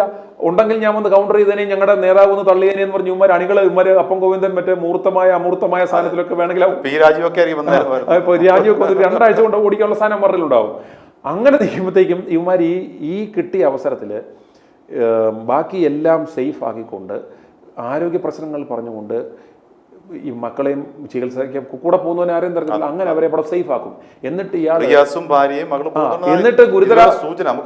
എന്നിട്ട് ഗുരുതരാവസ്ഥയിലാണെന്ന് പറഞ്ഞ് ജീവശവമായി അവിടെ വീട്ടിൻ്റെ അകത്ത് മുറി കിടക്കുകയാണെന്നൊരു വസ്തു വരുത്തി കഴിഞ്ഞാൽ ബാക്കി ആർക്കും ഒന്നും അറിയാൻ പറ്റത്തില്ല. നമുക്ക് പോയി ഇവിടുത്തെ മാപ്രകൾക്ക് എവിടെ വരെ പോകാൻ പറ്റും? ഇവിടെ ഇങ്ങനത്തെ പാറശാല വരെ പോകാൻ പറ്റും, അപ്പുറത്തേക്ക് പോയാൽ ഇവിടെ കാസർഗോഡ് വരാൻ പറ്റും, അപ്പുറത്തേക്ക് ഉമ്മാര് പോകില്ല. അവിടെ എന്ത് സംഭവിക്കുന്ന അറിയത്തില്ല. പിണറായി വിജയൻ ഇതുപോലെ ഒരു അവസ്ഥയിലാണ് എന്ന് പറഞ്ഞ വാർത്ത വരും. ഈ കുടുംബം കൊള്ളം മുതലുമായിട്ട് ഉമ്മാർ അവിടെ പോയി ഇനി സുഖിക്കും. പിണറായി എനിക്ക് ശേഷം പ്രളയം എന്നുള്ള അവസരം ഇയാൾ ഒരു പ്രതിപക്ഷ നേതാവ് പോലും, അതായത് ഒരു ജില്ലാ നേതാവിനെ പോലും നമുക്ക് ചൂണ്ടിക്കാണിക്കാൻ പറ്റാത്ത തരത്തിലേക്കൊരു അവസ്ഥയിലേക്ക് ഇതിന് ശേഷം എനിക്ക് ശേഷം പ്രളയം എന്നുള്ളൊരവസ്ഥ പിണറായി വിജയൻ ഉണ്ടാക്കി കഴിഞ്ഞു. അസുലിനെ അതുപോലെ ഈ VS അച്യുതാനന്ദൻ്റെ ഭാഗത്ത് ഇല്ലാത്ത ഒരവസ്ഥ കൂടിയാണ്. അപ്പോൾ VS അച്യുതാനന്ദനെ പ്രതിനിധീകരിച്ച ലക്ഷക്കണക്കിന് സഖാക്കൾ പാർട്ടിക്കകത്തുണ്ട്. അവർക്ക് തീർച്ചയായും പിണറായി വിജയനുള്ള അമർഷം അവർ വളരെ മനസ്സിലൊതുക്കി നിൽക്കുകയാണ്. പിണറായി വിജയൻ പരാജയപ്പെട്ടു കഴിഞ്ഞാൽ പാർട്ടിക്കുള്ളിൽ വിഭാഗീയത വീണ്ടും ശക്തമാവില്ലേ? പിണറായി വിരുദ്ധ ചേരി വീണ്ടും ശക്തമാവില്ലേ? പാർട്ടിക്കകത്ത് VS അച്യുതാനന്ദൻ പിണറായി കാലത്തെ പോലത്തുള്ള വിഭാഗീയത ഉയർന്നു വരാനുള്ള സാധ്യത ഏറെയല്ലേ പരാജയം ഉണ്ടായത്? ഉണ്ടായാലും അതിനെ അടിച്ചമർത്തുവാനുള്ള ബുദ്ധിപൂർവമായ പ്രവർത്തനങ്ങൾ പിണറായി വിജയൻ ചെയ്തിട്ടുണ്ട്. കാരണം ബംഗാളിലെ അവസ്ഥ കൂടെ ഉണ്ടാകത്തില്ല. ബംഗാളിലെ പാർട്ടി സെക്രട്ടറി കൂടെ പൊറോട്ട അടിക്കാൻ വന്ന അവസ്ഥ ഉണ്ടായി. ഇവിടുത്തെ തോന്നുന്നുണ്ടോ ഭരണം പോയാൽ പിണറായി വിജയനോ ഇവിടുത്തെ അപ്പം ഗോവിന്ദനോ വേറെ ഏതെങ്കിലും സംസ്ഥാനത്ത് പോയി പൊറോട്ട അടിക്കാൻ പോവുകയോ വെള്ളം കോരേണ്ട അവസ്ഥയുണ്ടോ? ഇവന്മാരുടെ 100 തലമുറയ്ക്ക് ഭരണമില്ലെങ്കിലും ഇരുന്ന് ഉണ്ടുറങ്ങാനുള്ള വെൽത്ത് ഇവരുണ്ടായി കഴിഞ്ഞു. ഏറ്റവും രാജ്യത്തെ ഏറ്റവും വലിയ ഫിനാൻഷ്യൽ പവറുള്ള ഒരു പാർട്ടിയാക്കി ഈ തുരുത്തിലാണെങ്കിലും ഇവർ മാറിക്കഴിഞ്ഞു. ഇതിൻ്റെ സമ്പൂർണ്ണ നിയന്ത്രണം പിണറായിയുടെ പാർശ്വവർത്തികളുടെയും കയ്യിലാണ്. കാശുണ്ടെങ്കിലല്ലേ പണിയാൻ പറ്റത്തുള്ളൂ. അന്നേരം ബാക്കിയുള്ളവരെല്ലാം സംബന്ധിച്ചിടത്തോളം ഈ വെളിയിലുണ്ടെങ്കിൽ പോലും ഈ വിഭാഗീയതയും ബഹളവും തെറിവിളിയും ഒക്കെ ചായക്കപ്പിലെ കൊടുങ്കാറ്റ് പോലെ ഒന്ന് ആർത്തലച്ചൊരു വലിയ ഭൂമിയിൽ വന്നാൽ പോലും ഇതിനെ അടിച്ചൊതുക്കുവാനുള്ള ഫിനാൻഷ്യൽ ഒരു പവറിൽ നിന്ന് ഇറങ്ങിക്കഴിഞ്ഞാൽ പോലും ഒരു 2-3 വർഷം എല്ലാ സംവിധാനങ്ങളും അവരുമായിട്ട് ഇൻടാക്റ്റ് ഉള്ള ഭരണമാറ്റം വന്ന ആരെയൊക്കെ മാറ്റി എന്ന് പറഞ്ഞാലും അവർക്കൊരു പിടിയെല്ലാത്തിലും കാണും. അങ്ങനെ വന്നാൽ പോലും ഈ പറയുന്നതിനെയൊക്കെ ഇവർക്ക് അടിച്ചമർത്തുവാൻ പറ്റും. മറ്റു ഫിനാൻഷ്യൽ മറ്റുള്ള ആർക്കും ഇല്ല. അവിടെ ഒരു 2ാം നിര നേതാവിനെ പിണറായി വളർത്തിയെടുത്തിട്ടില്ല. പിണറായിക്ക് ശേഷം ഈ സുനിൽ പറയുന്ന തരത്തിൽ ഇത്തരത്തിൽ അടിച്ചമർത്തലിന് നേതൃത്വം അല്ലെങ്കിൽ ഇത്തരത്തിലുള്ള ഭരണമില്ലാതെ നമുക്ക് നിലനിൽക്കാം എന്ന് പറയാൻ ശേഷിയുള്ള ഏതെങ്കിലും നേതാവ് ഉണ്ടോ? അത് തന്നെയായിരുന്നു പിണറായിയുടെ ആവശ്യവും. എനിക്ക് ശേഷം പ്രളയം, അതായത് ഞാൻ പോയി കഴിയുന്ന ഒരു വാക്കും വരുമ്പോൾ അത് ഫില്ല് ചെയ്യാൻ ഒരുത്തനെ കൊണ്ടും ബാധിക്കരുത്. പിന്നെ ഈ ഫിനാൻഷ്യൽ സംവിധാനങ്ങളുടെയും അതായത് ഇവർക്ക് സപ്പോർട്ട് ആകേണ്ടുന്ന ഊരാളുങ്കൽ സൊസൈറ്റി അടക്കമുള്ള കേരള ബാങ്കുകൾ, സഹകരണ ബാങ്കുകൾ അടക്കമുള്ള ഈ പ്രസ്ഥാനങ്ങളുടെ എല്ലാം നിയന്ത്രണം എന്ന് പറയുന്നത് പിണറായി പക്ഷ ആളുകളുടെ കൈവശമായിരിക്കും. അന്നേരം അവർ പറയുന്നത് പോലെ ഈ പാർട്ടി ഈ പിന്നീടെന്ന് പറഞ്ഞാൽ ഇതിൻ്റെ ഈ സാമ്പത്തിക ശക്തി വെച്ചുകൊണ്ട് ഇവർ തന്നെ കാര്യങ്ങൾ നിർവഹിച്ച് ഇത് ഗ്രാജുവലി ഒരു 5 കൊല്ലം കൊണ്ടൊരു പട്ട് പോകുന്ന ഒരു അവസ്ഥയിലേക്ക് ഈ പ്രസ്ഥാനം ഒരുപക്ഷെ പിണറായിയെ പോലെ ഒരു വ്യക്തി കേന്ദ്രീകൃത ആകണമെന്നില്ല. ഇപ്പം കോൺഗ്രസിനെ പോലെ ഒരു കൂട്ടായ നേതൃത്വം ഉയർന്നു വരാനുള്ള സാധ്യതയുണ്ട് അല്ലേ? കെ ശൈലജ പിന്നെ അങ്ങനെയൊക്കെ ഉണ്ടെങ്കിൽ പോലും കെ ശൈലജയുടെയൊക്കെ നല്ല കാലം പോയി. അവരെന്ന് പറഞ്ഞാൽ ഒരു വയോധിക ഒരു അവസ്ഥയിലേക്ക് ആ ഡയ്യിൽ മാത്രം. അതെ, അങ്ങനെ എന്ന് പറഞ്ഞാൽ ഈ പറഞ്ഞ ബാക്കിയെല്ലാം പ്രായമായ ഷെഡിൽ കയറിയ ആളുകളാണ്. അന്നേരം അവർക്കൊന്നും ഇനി ഒരു അംഗത്തിനുള്ള ഒരു ബാല്യം അവശേഷിക്കുന്നില്ല. ഉണ്ടായിരുന്നവരെ അവർ കൃത്യമായി ഒന്നുമല്ലാതാക്കി ന്യൂട്രലാക്കി അൺബ്ലോക്ക് ചെയ്തിട്ടേക്കുന്നത്. അന്നേരം അത് പെട്ടെന്നൊരു ഓർഗനൈസ് ചെയ്ത് ഇതിനെ ഒരു ആവേശത്തോടുകൂടി തിരിച്ച് കൊണ്ടുവരാനുള്ള ഒരു കരിഷ്മയുള്ള ആരും തന്നെ ഇല്ല. ഈ പറയുന്ന പോലെ എന്താ പറയുക, ഗ്രാൻഡ് കൊടുത്ത് എന്താ പറയുക കിടപ്പാടും ഡെയിലി സാധനങ്ങളോ കിട്ടുന്നതുകൊണ്ട് ഇങ്ങനെ കാണിക്കാനൊരു സാധനം എന്നുള്ളൂ. അയാളും അതിനകത്ത് ഹാപ്പിയാണ്, അപ്പുറത്തേക്കുള്ള റേഞ്ച് ഇല്ല. അങ്ങനെ ഈ പിണറായിസത്തിന് ശേഷം ഇതിനെ ധ്രുവീകരിച്ച് യഥാർത്ഥ കമ്മ്യൂണിസത്തിലേക്ക് ഒരു മടങ്ങിപ്പോക്ക് എന്ന് പറഞ്ഞ് അതെ, അന്നേരം അങ്ങനെയുള്ള ഈ എല്ലാവർക്കും സർവ്വസമ്മതനായ ഇതിനെ എല്ലാം ഈ പറയുന്ന പ്രതിബന്ധങ്ങളെ അതിജീവിച്ചുകൊണ്ട് ഒരു റീകൺസ്ട്രക്ട് ചെയ്യുവാൻ കപ്പാസിറ്റി ഉള്ള ഒരു സെക്കൻഡറി ഫോഴ്സ്, ഒരു നേതൃത്വം ഇതിനകത്ത് ഇല്ല. ഇപ്പോൾ അങ്ങനെയുള്ള ഒരു അവസരം മരുമോൻ ഉണ്ടാക്കാൻ ശ്രമിച്ചാൽ പോലും അതിനെയൊക്കെ തീർക്കാനുള്ള ഒരു സംവിധാനം ബാക്കിയുള്ളവർക്കുണ്ട്. അതിന് ഫിനാൻഷ്യൽ പവർ ഒന്നും വേണമെന്നില്ല. ഒന്നുമല്ലാതെ ആയി മാറും. പിന്നീട് ഈ പറഞ്ഞ പോലെ ഏതെങ്കിലും ഒരു പർട്ടിക്കുലർ ഫോർമാറ്റിലേക്ക് ഈ പ്രസ്ഥാനം ഒരു 4-5 കൊല്ലം കൂടെ പിടിച്ചത് ലാസ്റ്റ് ഒരു സ്റ്റേജ് ഉണ്ടല്ലോ, പോകുന്ന അവസ്ഥയിലേക്ക് എത്തും. കോൺഗ്രസിന്റെ അവസ്ഥയിലേക്ക് വന്നു കഴിഞ്ഞാൽ തന്നെ സതീശനും ഇതുപോലെ തന്നെ പിണറായി വിജയത്തിന് ശേഷം കേരളം കാണാൻ പോകുന്നത് സതീശനത്തിലേക്കാണ് മണി മാറുന്നത്. അന്നേരം സതീശനും ഇതുപോലെ ഒരു ആന്റിസിപ്പേറ്ററി ബെയിൽ എടുത്ത് വെച്ചിട്ടുണ്ട്. വനവാസം എന്ന് പറയുന്ന സാധനം എന്ന് പറഞ്ഞാൽ സത്യം പറഞ്ഞാൽ ഇയാളെ സംബന്ധിച്ചോളം ഇയാൾക്കറിയാൻ ജയിച്ചു കഴിഞ്ഞാൽ മുഖ്യമന്ത്രി പദത്തിലേക്ക് ഇയാളെ ആക്കത്തില്ലെന്ന്. പിന്നെ ഈ കഴിഞ്ഞ 10-25 കൊല്ലം കൊണ്ട് ഒരു പഴയ മണിച്ചീൻ തട്ടിപ്പുകാരിൽ നിന്നും ഒരു വളരെ ലോ പ്രൊഫൈൽ ഒരു മനുഷ്യനിൽ നിന്നും ഇന്ന് 1000-കണക്കിന് കോടിയുടെ ആസ്തിയുള്ള ഒരു മനുഷ്യനായി ഇദ്ദേഹം വളർന്നു. അന്നേരം ഇതിന്റെ പുറകെ കാറി കൂവി നടന്നുകൊണ്ട് തന്റെ ജീവിതം കോഞ്ഞട്ടായി പോവാണെന്ന് മനസ്സിലാക്കി ഇദ്ദേഹം സത്യം പറഞ്ഞാൽ ഇട്ട ഒരു രക്ഷപ്പെടൽ തുരുത്താണ്. അതെ, അന്നേരം ഇയാൾക്ക് ആ ഉത്തരവാദിത്വം ഞാൻ ഏറ്റെടുത്തതാ, ഞാൻ എൻ്റെ കൊള്ളമുതലുമായി ഞാൻ പോകുന്നു എന്ന് പറഞ്ഞിട്ട് വനവാസമാണെന്ന് പറഞ്ഞിട്ട് ഇയാളും ഈ പറഞ്ഞ പോലെ പിണറായി വിജയന്റെ അതേ പറയും അളിയാ ഞാനും പുറകെ ഉണ്ടെന്ന് പറഞ്ഞാൽ UK-ലോ ഇംഗ്ലണ്ടിലോ എല്ലാം മക്കളും ഭാര്യയും ഒക്കെ ആയിട്ട് ഇയാളും ആ വഴി പോകും. കാരണം ഈ കൊള്ളമുതൽ ഓരോ വിദേശ രാജ്യങ്ങളിൽ നിക്ഷേപിച്ചിരിക്കുകയാണ്. ഈ ഡീലുകളിൽ കിട്ടിയേക്കുന്നില്ല സേഫായിട്ട്.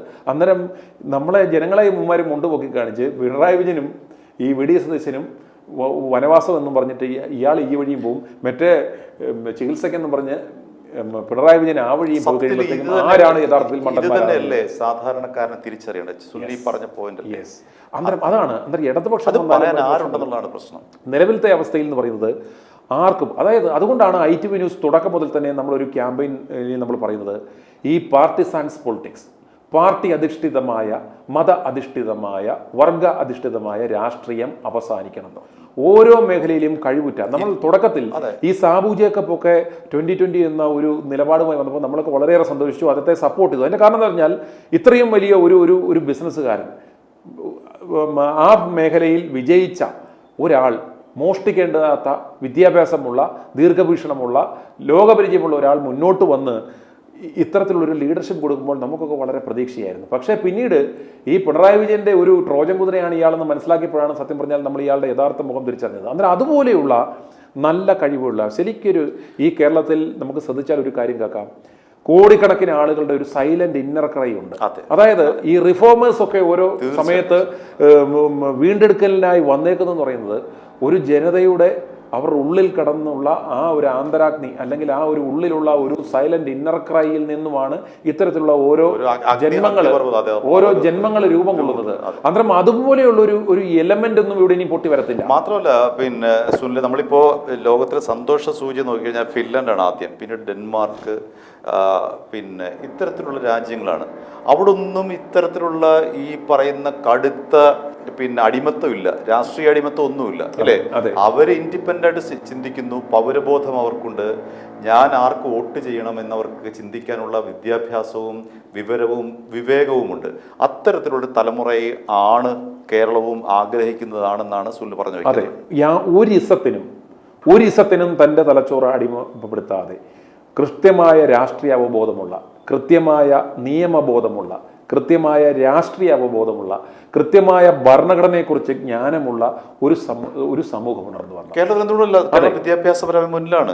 സാമൂഹ്യ പിന്നെ പരമായി ചിന്തിക്കാൻ ശേഷിയുള്ളവരാണ്, രാഷ്ട്രീയമായി ചിന്തിക്കാൻ തീരുമാനം എടുക്കാൻ ശേഷിയുള്ളവരാണ്.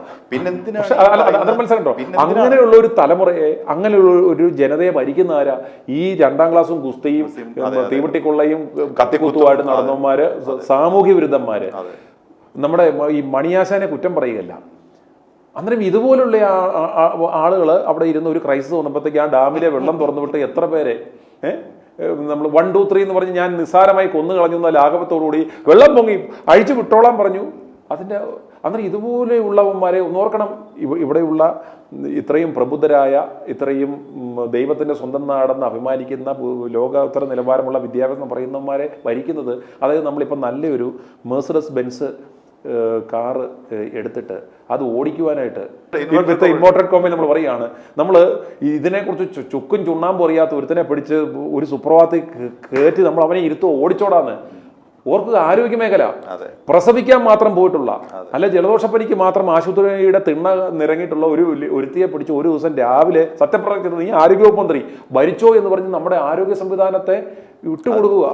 ഒരവസ്ഥ ഇങ്ങനെ ഇരിക്കുന്ന ഓരോ വകുപ്പുകളിലും ഇരിക്കുന്ന ചുക്കിനും ചുണ്ണാമ്പിനും കൊള്ളാത്ത ഉള്ള ആൾ. സത്യം പറഞ്ഞാൽ ചില IAS ഓഫീസേഴ്സുമായിട്ടൊക്കെ നമ്മൾ സംസാരിക്കുമ്പോൾ നമുക്ക് അവർ പറയും ഞങ്ങൾ ചിരിച്ച് ചാവെന്ന് പറയും. കാരണം ഫയൽ കൊടുത്താൽ വായിക്കാൻ അറിയത്തില്ല, ചില കാര്യങ്ങൾ പറഞ്ഞാൽ ഇവന്മാർക്ക് മനസ്സിലാകത്തില്ല. ഇങ്ങനെയുള്ളവന്മാരൊക്കെ എന്നിട്ട് അവസാനം ഇവര് ഇത് കഴിയുമ്പോഴത്തേക്കും ഇവര് ചിരിച്ച് കത്തിക്കുത്തും അടിപിടിയും ഗുണ്ടായുസവുമാണ് കേരളത്തിലെ നേതാവാൻ ഇപ്പോഴും യോഗ്യ. അതെ, അന്നേരം ഈ വിദ്യാഭ്യാസമോ നല്ല ക്വാളിറ്റിയോ അല്ലെങ്കിൽ ജനങ്ങളുമായിട്ട് മര്യാദയ്ക്ക് ഇടപെടാനുള്ള ശേഷി ഒന്നും ഇവർക്കില്ല. ഈ പിണറായി വിജയനൊക്കെ ഈ പാവപ്പെട്ട മൈക്കുകാരെടുക്കലൊക്കെയാണ് യുദ്ധം ചെയ്യുന്നത്. എന്ത് കാര്യത്തിനാണ് ഒരു മുഖ്യമന്ത്രി ഒരു പാവപ്പെട്ട ഈ മൈക്ക് സെറ്റുകാരൻ ഇതും കൊണ്ട് പോലീസ് സ്റ്റേഷനിൽ പോകുന്നു? എന്ത് കാര്യമാണ്? എന്താണ് ഇതൊക്കെ? അതായത് ഇന്നലെ വരെ ദിനേശ് വീടിയും വലിച്ച് ചാരത്തിൽ ചുരുണ്ടുകൂടിയ ആൾക്ക് ഒരു പദവി കിട്ടുമ്പോഴത്തേക്കും 40 അകമ്പടി വണ്ടി മറ്റേ വട്ടച്ചോറി വന്നാലും മയോ ക്ലിനിക്കിലേ പോകത്തുള്ളൂ. ഇതൊക്കെ ഇവിടെ അല്ലാതെ വീട്ടിൽ പോയി പറയാൻ. അന്നേരം ഈ അഹന്തയുടെയും ദാർഷ്ട്യത്തിന്റെയും നമ്മുടെ ജനങ്ങളുടെ സേവകരായിട്ടുള്ള, നമ്മളുടെ സംരക്ഷകരാകേണ്ട, നമ്മുടെ വെറും ജോലിക്കാരായിട്ടുള്ള ഇവന്മാർ നമ്മളെ അടിമകളാക്കി ആ പഴയ രാജഭരണ കാലത്തെക്കായാലും ഏകാധിപതികളായി മാറുമ്പോൾ ശരിക്ക് ഈ 25 ദിവസം ഈ തെരഞ്ഞെടുപ്പിനുള്ള ഗ്യാപ്പിൽ പിന്നീട് ഇവന്മാരുടെ ബഹളം അടിപിടിയാണ് നമുക്ക് ചിന്തിക്കാനുള്ള സമയം തോലും വരെ തരത്തില്ല. അന്നേരം ഈ 25 ദിവസം ഈ ഗ്യാപ്പിൽ നമ്മൾ ചർച്ച ചെയ്യേണ്ടത്, കേരളത്തിലെ ആളുകൾ ചിന്തിക്കേണ്ടുന്നത്, നമ്മുടെ തലമുറയിൽ ഇനിയെങ്കിലും ഒരു മാറ്റം വേണ്ടേ? ഇങ്ങനെയുള്ള ഈ ഇസത്തിന്റെ പേരിലോ പാർട്ടിയുടെ പേരിലോ ഏതെങ്കിലും ഒരു പാർട്ടിയുടെ കളറിന്റെയോ ഇതിന്റെയോ പേരിൽ ഏത് കുറ്റിച്ചൂലിനെ നിർത്തിയാലും അതിന്റെ പേരിൽ ജയിപ്പിക്കുന്ന ഈ അവസരം ഇവിടെ പോകണം. നമ്മൾ ആരംഭിച്ച സേവ് കേരള മൂവ്മെന്റ് എന്ന് പറയുന്ന ആ ഒരു സംവിധാനം ശരിക്കും ശക്തപ്പെടുത്തേണ്ടുന്ന ഈ ഒരു സമയത്താണ്. അതായത് ഇനി ഒരു 5 കൊല്ലം നമ്മുടെ കൈ കിട്ടുക. അതായത് നമ്മൾ കഴിഞ്ഞ ദിവസം പറഞ്ഞ പോലെ അണലി പോയി മൂർക്കം വരുന്ന ഒരു വ്യത്യാസം മാത്രമേ ജനങ്ങൾക്കൂടെ ഉള്ളൂ വരുന്നത്. അന്നേരം ഇവന്മാരാരും ജനങ്ങളെ നന്നാക്കാനോ ഒന്നുമല്ല. ഇപ്പൊ ഇയാൾ 6 ലക്ഷം കോടി കടം ഉണ്ടാക്കി വെച്ചാൽ മറ്റോ 12 ലക്ഷം കോടി കടമാക്കാൻ വേണ്ടി അവൻ വരുന്നു. അതിനപ്പുറത്തേക്ക് ഇവിടെ ഒന്നും വരത്തില്ല. ഇവിടുത്തെ ഈ കള്ള് കച്ചവടം ഏറ്റവും നടന്നു. ഇവന്മാരും ഈ കള്ള് കച്ചവടമായിട്ട് തുടർന്നു പോകും. കുലുക്കി കുത്തും ലോട്ടറി കച്ചവടവും ആയിട്ട് പോകും. അവസാനം നിൽക്കുന്നത് പിന്നെ റോഡിൽ ഇറങ്ങുന്നുള്ള പിടിച്ചു പറയും പിരിവും. ഈ സാധനം അല്ലാതെ തന്നെ ഇതിന്റെ അടുത്തൊരു വേർഷൻ എന്നുള്ളതല്ലാതെ വേറെ ഒന്നും നമുക്കിവിടെ വരത്തില്ല. പക്ഷേ നമുക്ക് വേണ്ടുന്നത് കഴിവുള്ള യുവതലമുറ മാറി ചിന്തിച്ചിട്ട് നമ്മളുടെ ഇത്രയും എന്തൊക്കെ റിസോഴ്സാണ്, ഇത്രയും റിസോഴ്സ്ഫുൾ അല്ല ഹ്യൂമൻ റിസോഴ്സ്. ബേസിക്കലി നമ്മളൊരു അഗ്രേറിയൻ എക്കോണമിയാണ്. അതെ, നല്ല അഗ്രേറിയൻ എക്കോണമിയാണ്. ആ അഗ്രികൾച്ചർ ബേസ്ഡ് പ്രോഡക്റ്റ് ഉണ്ടാക്കി, വാല്യൂ ആഡഡ് പ്രോഡക്റ്റ് ഉണ്ടാക്കി വിദേശത്തേക്ക് കയറ്റുമതി ചെയ്യാനുള്ള സംവിധാനം, അതുപോലെ സ്റ്റാർട്ടപ്പുകൾ ഉണ്ടാക്കി IT റിലേറ്റഡ് ആയിട്ടുള്ള ലോകത്തിന്റെ ഹബ്ബായി മാറാനുള്ള അവസരം, ടൂറിസവുമായി ബന്ധപ്പെട്ട് ഇതിനെ ഏറ്റവും മികച്ച ടൂറിസ്റ്റ് ഡെസ്റ്റിനേഷൻ ആക്കാനുള്ള സംവിധാനം. അങ്ങനെ എന്തിൻ്റെ കാര്യത്തിലാണെങ്കിലും നമ്മളെ ഒരു സ്റ്റേറ്റ് ഓഫ് എക്സലൻസ് എന്നുള്ള ലെവലിലേക്ക് മാറ്റാൻ കഴിവുള്ള ക്രിയേറ്റിവിറ്റി ഉള്ള സംവിധാനം ഇവിടെ ഉണ്ട്. അന്താരാഷ്ട്ര ടൂറിസ്റ്റ് പിന്നെ കോവളത്ത് പോയി നോക്കണം, 6 മണി കഴിഞ്ഞാൽ ഇരുട്ടാണ്, അവിടെ ലൈറ്റ് പോലും കത്തുന്നില്ല. അവിടെ പട്ടി അറിയാതെ കാണും പോകുന്ന ടൂറിസ്റ്റ് ഇരുട്ടത്ത് മാറി കഴിഞ്ഞപ്പോൾ മറ്റേ പേ പിടിച്ച് കിടക്കുന്ന പട്ടിയെ ചവിട്ടി അവൻ ടൂറിസത്തിന് വന്ന് പൂക്കളിൽ 15 കുത്തിവെപ്പും എടുത്ത് ഒരു പാലം പണിഞ്ഞതിനകത്ത് കടലായിട്ട് ഇതാണ് ടൂറിസം എന്ന് പറഞ്ഞാൽ. അതെ അതെ അതെ അതെ. അന്നേരം ഇവിടുത്തെ ടൂറിസം എന്ന് പറഞ്ഞാൽ ഒരു ബീഫ് ഫ്രൈയും മേടിച്ച് ഒരു ജവാനും മേടിച്ച് കലിങ്കിന്റെ അടിയിൽ പോയിരിക്കുന്നതാണ് നമ്മുടെ ഏറ്റവും വലിയ ടൂറിസം. അതിനപ്പുറത്തേക്ക് ഇപ്പോഴും നമ്മുടെ ടൂറിസം വളർന്നിട്ടില്ല. അന്നേരം അതുകൊണ്ട് ഇങ്ങനെയുള്ളൊരു മാറ്റം വരണം എന്നുണ്ടെങ്കിൽ ഇങ്ങനെയുള്ള, അതായത് ജയിലിൽ പോയാലും ഇപ്പൊ ഈ UDF കയറാൻ പോകുന്ന കണ്ടോണം, ജയിലിൽ പോയാലും വേണ്ടത്തില്ല, കട്ട് മൂടിപ്പിക്കണം എന്നുള്ളൊരു സാരഥൂടയന്മാർ വരാൻ പോകുന്നത്. മാത്രമല്ല അടിയുടെ പുറത്ത് അടിയാ ഗ്രൂപ്പിന്റെ പുറത്ത്. അന്നേരം ഇനിയും വരാൻ പോകുന്ന 5 കൊല്ലം. അന്നേരം അതുകൊണ്ട് തന്നെ ITV ന്യൂസിനെ സംബന്ധിച്ചിടത്തോളം നമ്മുടെ ഉത്തരവാദിത്വം വളരെ വലുതാണ്. നമ്മൾ ശരിയായ ഒരു പ്രതിപക്ഷമായി കഴിഞ്ഞ് 5 വർഷം വർത്തിക്കും. ഈ 5 വർഷത്തിനിടയ്ക്ക് ഇനിയും വരാൻ പോകുന്ന നിയമസഭാ തെരഞ്ഞെടുപ്പിൻ്റെ സമയത്തെങ്കിലും വരാൻ പോകുന്ന ലോക്സഭ ഒരു രാജ്യം ഒരു ഇലക്ഷൻ എന്നുള്ള കണ്ടീഷനിലേക്ക് 2026 കൊണ്ടുവരാൻ പോകുന്നു എന്ന് പറയുന്നു. വന്നാലും കൊള്ളാം, വന്നില്ലെങ്കിലും കൊള്ളാം. അടുത്ത ഒരു തെരഞ്ഞെടുപ്പ് വരുമ്പോഴത്തേക്കും നമുക്ക് ഇപ്രകാരമുള്ള ജനങ്ങളിൽ ഒരു 4 to 5% ആൾക്കാരാണ് വിജയം നിർണ്ണയിക്കുന്നത്. ഇപ്പം നമ്മളെ സംബന്ധിച്ചിടത്തോളം ഏതാണ്ട് അത്തരം ഒരു പെർസെൻറ്റേജ് നമ്മളുടെ വ്യൂവേഴ്സായിട്ട് തന്നെ ഉണ്ട്. അന്നേരം ഈ ഒരു വിഷയത്തിൽ ITV ന്യൂസിനെ സംബന്ധിച്ചിടത്തോളം വലിയൊരു ചാലക ശക്തിയായി മാറാൻ പറ്റും. നമുക്ക് പൊതുജനങ്ങൾക്ക് ഇത്തരത്തിലുള്ള ഒരു അവബോധം കൊടുക്കുന്ന ഒരു വളരെ റെസ്പോൺസിബിൾ ആയിട്ടുള്ള ഒരു ജേർണലിസം. നമ്മളെ സംബന്ധിച്ചിടത്തോളം ഏതെങ്കിലും ഒരു രാഷ്ട്രീയക്കാരൻ്റെയോ മത നേതാക്കന്മാരുടെയോ കള്ളപ്പണം കൊണ്ടോ ഫണ്ട് കൊണ്ടോ ഒന്നും പ്രവർത്തിക്കുന്നതല്ല. വളരെ സത്യസന്ധമായ ഒരു മാധ്യമപ്രവർത്തനം നടത്തുന്ന ഒരു പ്രസ്ഥാനമാണ്. അന്നേരം വരാൻ പോകുന്ന ദിവസങ്ങളിൽ നമ്മൾ കൃത്യമായ ലക്ഷ്യത്തോടുകൂടി ഈ പുതിയ കൾച്ചറായിട്ടുള്ള ഒരു പൊളിറ്റിക്കൽ സംസ്കാരമുള്ള ഒരു അത്തരത്തിലുള്ള ഒരു പൊളിറ്റിക്കലി റെസ്പോൺസിബിൾ ആയിട്ടുള്ള സാധാരണഗതിയിൽ ഗുണ്ടകളില്ലാതെ, അതായത് ഈ ആരാധനാലയങ്ങളിലും നമ്മുടെ സർക്കാരിൽ നടക്കുന്ന സെയിമ, അതായത് ഒരു പള്ളിയിൽ ഒരു ഇടവകയില് ഏത് മതത്തിന്റെ ആണെങ്കിലും ഒരു 500 പേര് ഒരു പ്രസ്ഥാനത്തിൽ പോകുന്നുണ്ടെങ്കിൽ അതിൽ 490 പേരും ഒരു കാര്യങ്ങളും ഇടപെടത്തില്ല. ചോദിക്കുന്ന പൈസ ഇട്ട് കൊടുത്തിട്ട് അതെന്തെങ്കിലും ആയിക്കോട്ടെ എന്ന് ഓർത്ത് പോകും. ബാക്കി വരുന്ന ഈ 10 തീവട്ടികളാണ് ഈ തട്ടിപ്പും വെട്ടിപ്പും എല്ലാം നടന്നത്.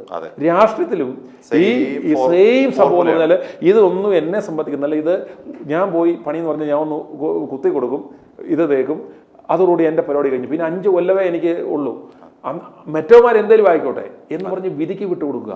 നമ്മൾ റെസ്പോൺസിബിൾ ആയിട്ടുള്ള സിറ്റിസൺസ് ആയിട്ട് ഓരോ വിഷയത്തിലും റെസ്പോൺസിബിൾ ആയിട്ടുള്ള ഒരു പ്രതിപക്ഷത്തിൻ്റെ റോൾ ഓരോ ഇൻഡിവിജ്വൽ വഹിക്കുന്ന അവസ്ഥയിലേക്ക് എലിവേറ്റ് ചെയ്ത് കൊണ്ടുവരിക, അവരെ ആ ലെവലിലേക്ക് എത്തിക്കുക എന്നുള്ളതാണ് നമ്മളുടെ ഒരു റെസ്പോൺസ്. തീർച്ചയായിട്ടും സുനിൽ പറഞ്ഞു തന്നെയാണ് തോന്നുന്നത്. കാരണം കേരളീയൻ എന്ന് പറയുന്നത് ഒരു ഇന്റർനാഷണൽ പൗരനാണ്. അവന് ലോകത്തിലെ എല്ലാ ചലനങ്ങളെയും അപ്പോ വിലയിരുത്താനും അതിനൊപ്പം സഞ്ചരിക്കാനും ശേഷിയുള്ള ആൾക്കാരാണ് കേരളത്തിലെ ഓരോരുത്തരും, പുതിയ തലമുറയായാലും പഴയ തലമുറയും. അതുകൊണ്ട് തന്നെ ഈ രാഷ്ട്രീയ അടിമത്തം വിട്ടുകൊണ്ട് വെറും രാഷ്ട്രീയക്കാരുടെ കൂലിത്തല്ലുകാലാകാതെ ഒരു പുതിയ കേരളം സൃഷ്ടിക്കുക എന്നുള്ളതാണ് നമ്മളുടെ ഓരോരുത്തരുടെയും ചുമതല. അതാണ് ഈ ചർച്ചയുടെ സാരമെന്ന് തോന്നുന്നു, അല്ലേ സുനിൽ? അതെ, അങ്ങനെ തീർച്ചയായിട്ടും. i2i News, an eye for truth. i2i news subscribe ചെയ്തിട്ടില്ലാത്തവർ ഇപ്പോൾ തന്നെ സബ്സ്ക്രൈബ് ചെയ്യുക. നോട്ടിഫിക്കേഷൻ ലഭിക്കുവാൻ ബെൽ ബട്ടണും അമർത്തുക.